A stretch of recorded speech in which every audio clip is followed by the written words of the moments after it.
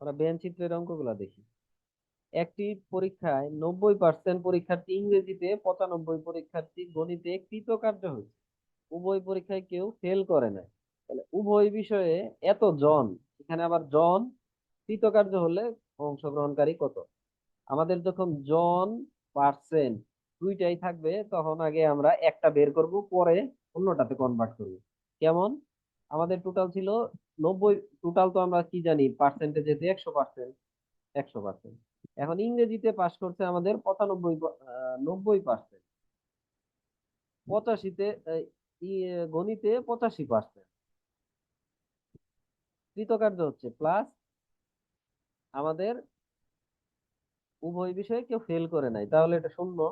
Minus উভয় বিষয়ে আমাদের কৃতকার্য হয়েছে এত জন, তাহলে আমরা এটা জন না ধরে এটা আমরা ধরি এক্সপার্ট। এই, তাহলে আমরা উভয় বিষয়ে কৃতকার্য যেহেতু জন দেওয়া আছে আমরা পার্সেন্টে করলাম। তাহলে আমাদের কত আসে? এইখানে হচ্ছে 5, 58 হচ্ছে 17।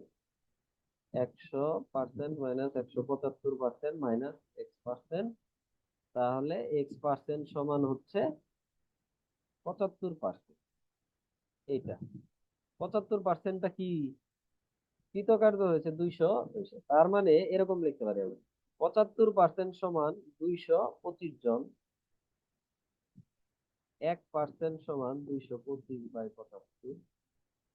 সুতরাং 100% সমান কত? 225 ইন্টু 100/75।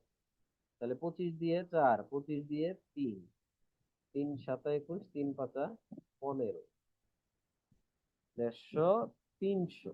টোটাল হচ্ছে 300 জন। তাহলে পরীক্ষার্থীর সংখ্যা হচ্ছে 300 জন। এটাই হচ্ছে আমাদের অ্যান্সার। এটাই আমাদের অ্যান্সার।